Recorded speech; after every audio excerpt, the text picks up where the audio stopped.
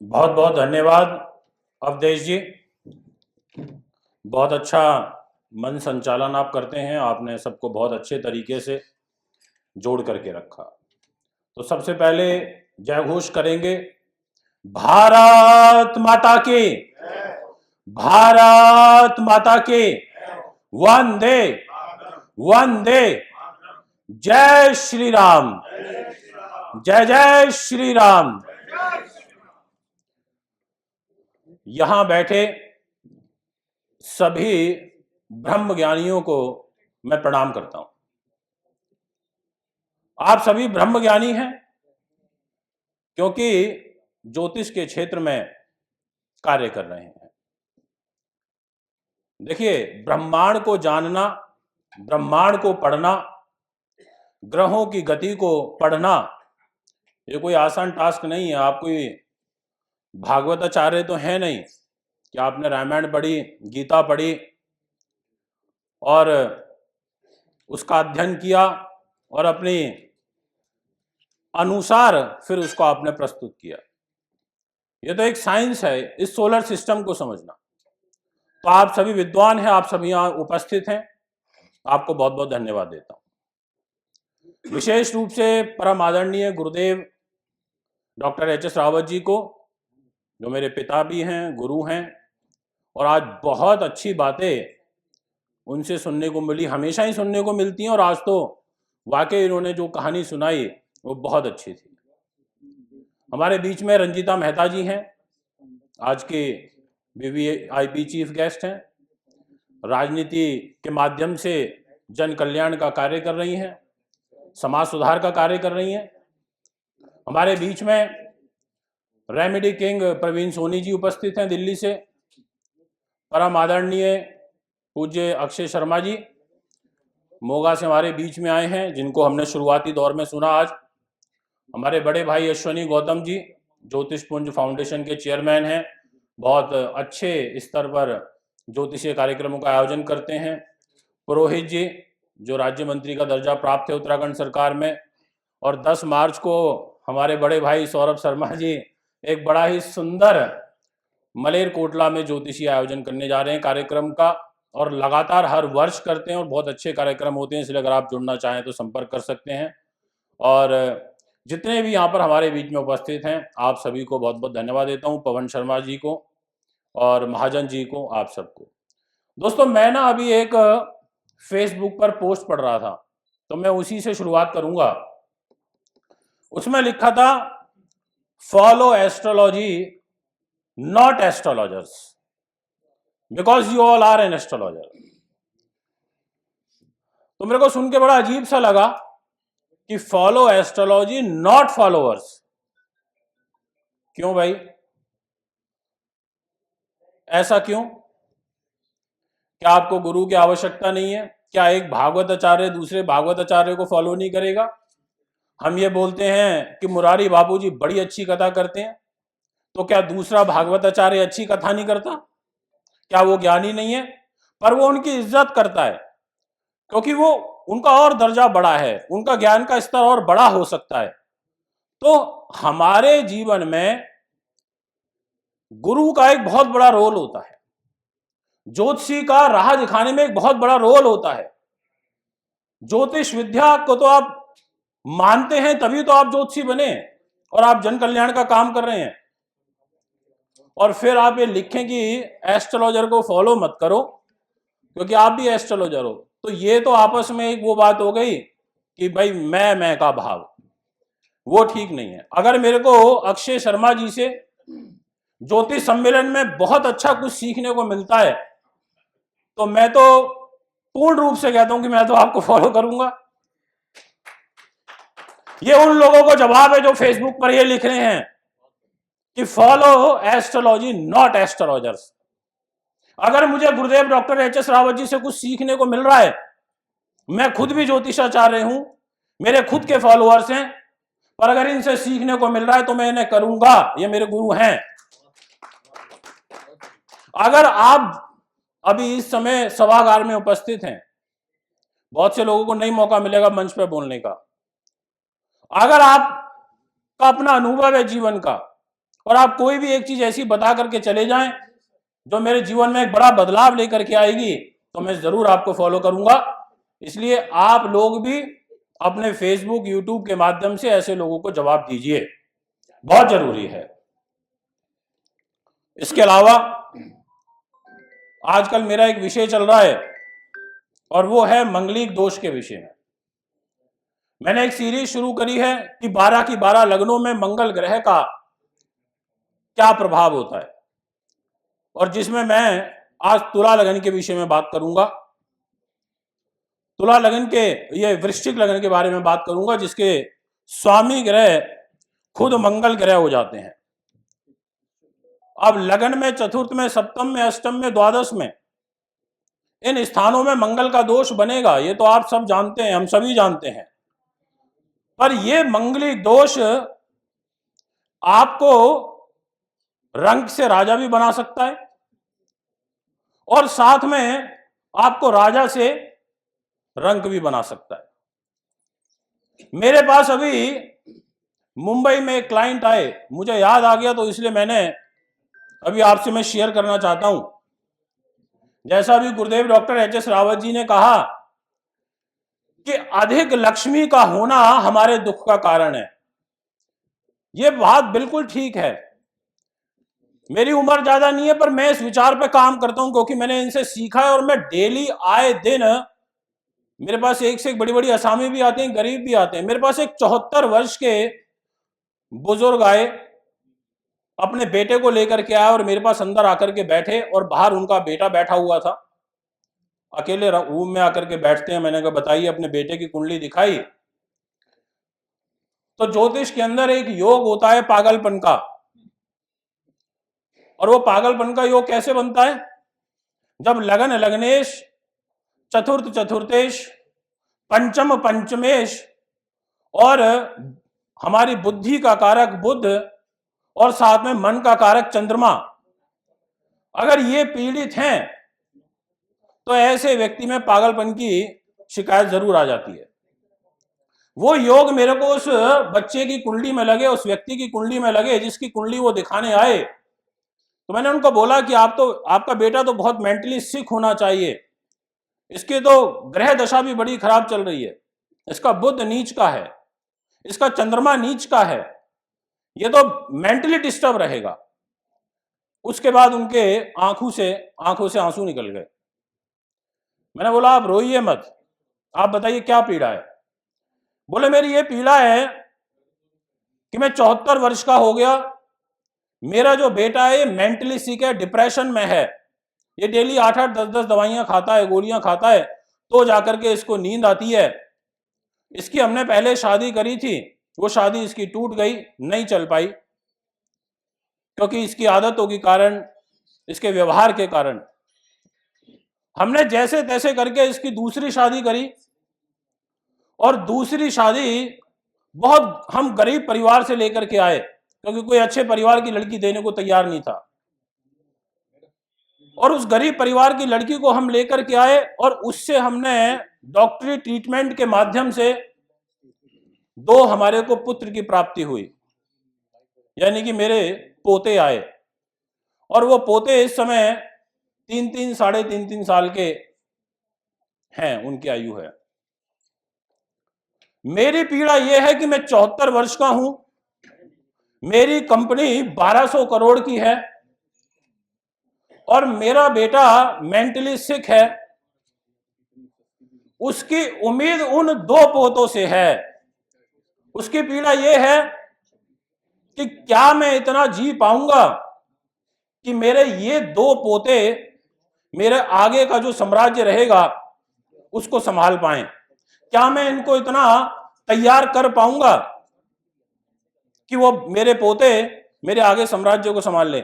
तो उस समय ये सुनकर के मेरे को इतना अजीब सा लगा, मेरे मन में ये भाव आया कि देखो 1200 करोड़ का व्यक्ति है और उसका दुख देखो, उसकी पीड़ा देखो, कि उसको जो उम्मीद है अपने पोतों में नजर आ रही है और उसको खुद नहीं पता कि मैं कितना जीऊंगा। इसलिए दोस्तों, अधिक लक्ष्मी तनाव का कारण है, कम लक्ष्मी होना तनाव का कारण है। और जिस स्तर पर आप और हम बैठे हैं हम लोगों के लिए अधिक लक्ष्मी कमाना भी कोई बहुत बड़ा मैटर नहीं है। हम लोगों के लिए किसी से लाख, 2 लाख, 4 लाख, 5 लाख रुपए निकालना कोई बड़ा मैटर नहीं है। क्योंकि अगर कोई व्यक्ति आपके पास आ रहा है, वो आपके सामने आके सरेंडर कर रहा है, वो आपके सामने भाव के साथ आ रहा है, डेडिकेशन के साथ आ रहा है, होप के साथ आ रहा है, उसको ये उम्मीद है कि यहां मेरा कल्याण होगा, और वो सामर्थ्यवान है, तो आप 2, 4, 5 लाख उससे अर्जित कर सकते हो। पर डिपेंड करता है कि आपकी इंटेंशन क्या है। तो उस दिन से मैंने जब उस व्यक्ति के विचार सुने, तो मैंने ये सोचा कि कुछ नहीं है, बस सेवा कर लो, पिताजी ने जो सिखाया है उन प्रिंसिपल्स पर चल लो। विरोध होगा, घेरा भी जाएगा, आपको सत्य को परेशान करने की भी कोशिश की जाएगी, पर यह आपकी हिम्मत है कि आप कितना आगे बढ़ सकते हो। ज्ञान की ना तो कोई सीमा है, और ज्ञान किस उम्र में हो जाए इसका भी कुछ नहीं है। चारवी ठाकुर जी ने अच्छा प्रोग्राम आयोजन किया, ताज में किया, गुरुदेव ने बताया बड़ा विरोध हुआ, होगा और आगे भी होगा, होता रहेगा, ये चलता रहेगा।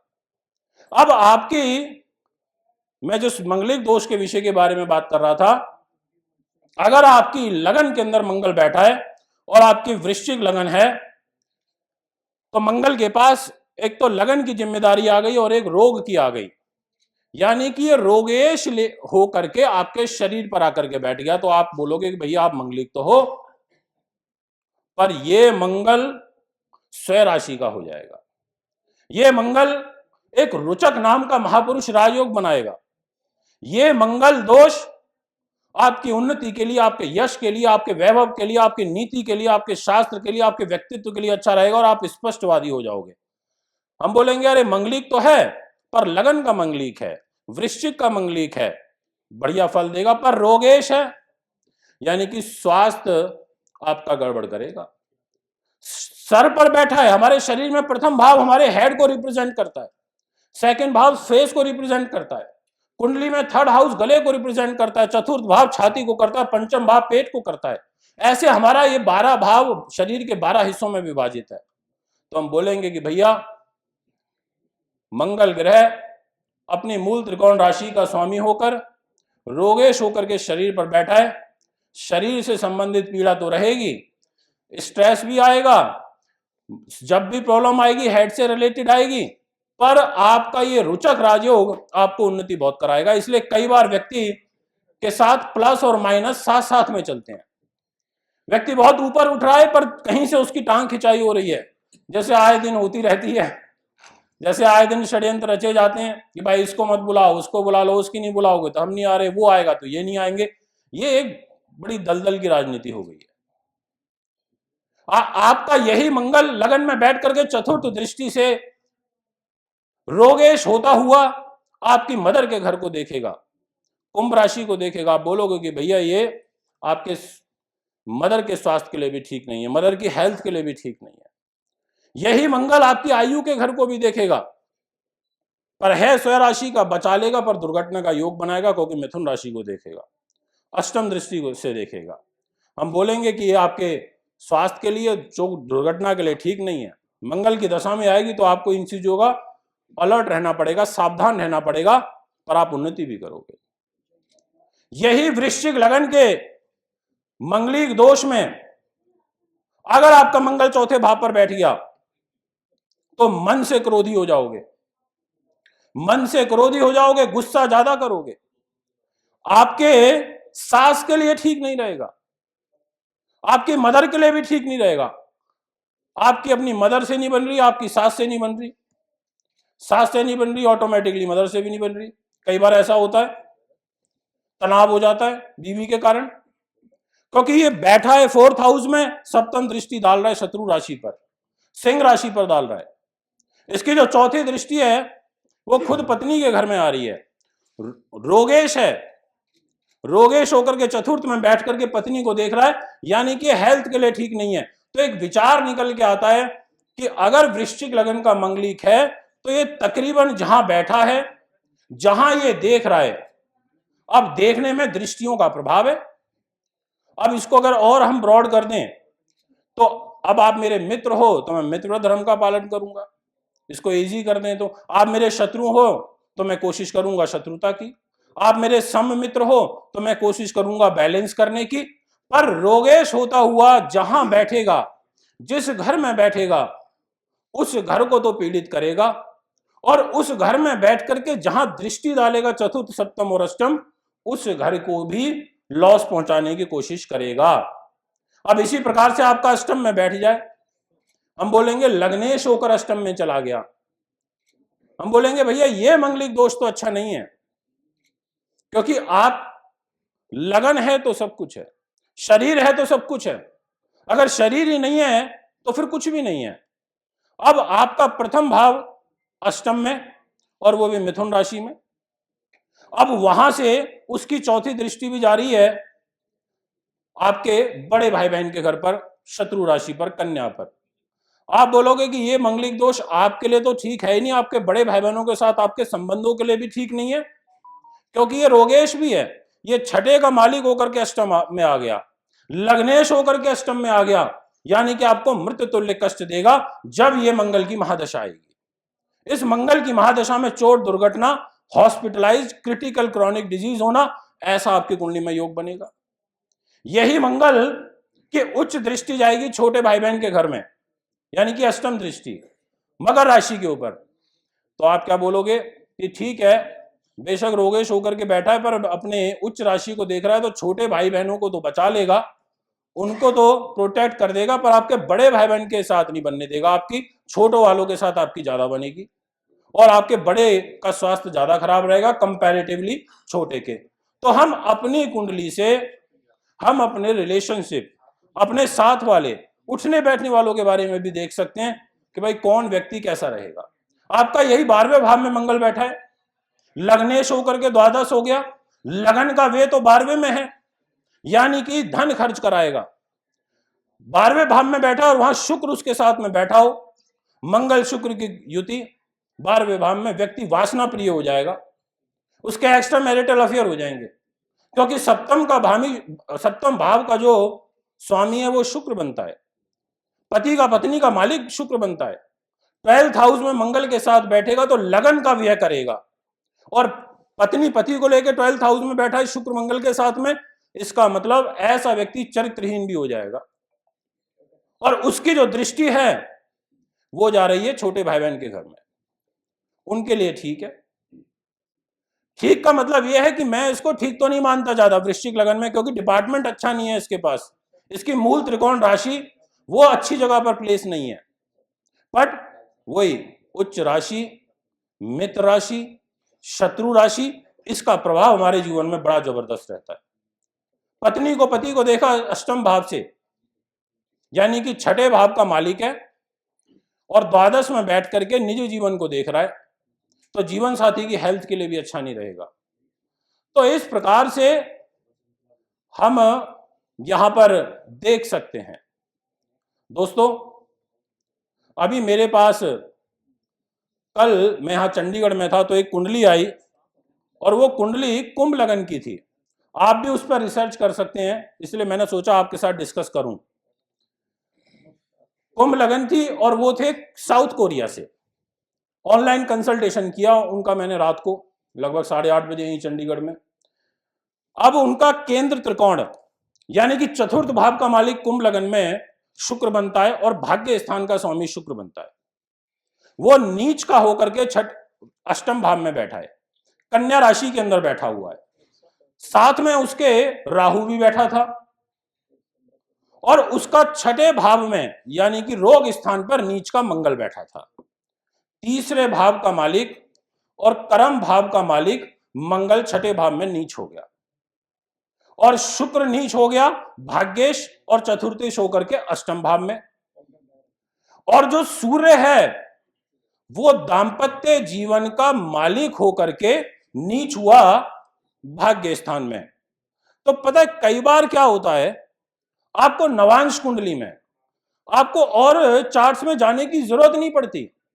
अगर आपको बिल्कुल सिंपल सीधे सीधे नियम नजर आ रहे हैं और पहली दृष्टि में नजर आ रहे हैं, तो आप क्लियर कट बोल दो।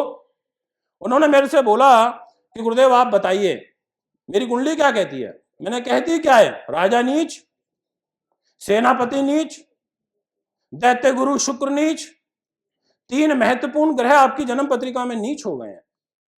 मैंने कहा आपका भाग्य अपनी राशि से 12वें में है, आपके पास सुख साधन नहीं रुक पाएंगे, आप जमीन जायदाद खरीद भी लोगे तो बिक जाएंगी, आपका भाग्य पीड़ित रहेगा, क्योंकि आपके जब केंद्र में ही दम नहीं रहा, आपकी कुंडली के 7वें भाव में शनि बैठ गया, तो मैंने कहा वो शनि तो वैसे ही अलगाव देता है, शत्रु राशि में बैठा है, सिंह राशि के अंदर बैठा है, मैंने कहा आपके दाम्पत्य जीवन को खराब कर देगा, और दाम्पत्य जीवन का मालिक सूर्य वो आपका भाग्य में नीचे है, यानी कि भाव पीड़ित शनि से, भाव का स्वामी सूर्य वो नीच, भाव का कारक पुरुष की कुंडली में स्त्री का सुख कौन देता है? शुक्र देता है, भाव का कारक शुक्र वो भी नीच, तो मैंने कहा आपका तो रिश्ता टूट जाएगा।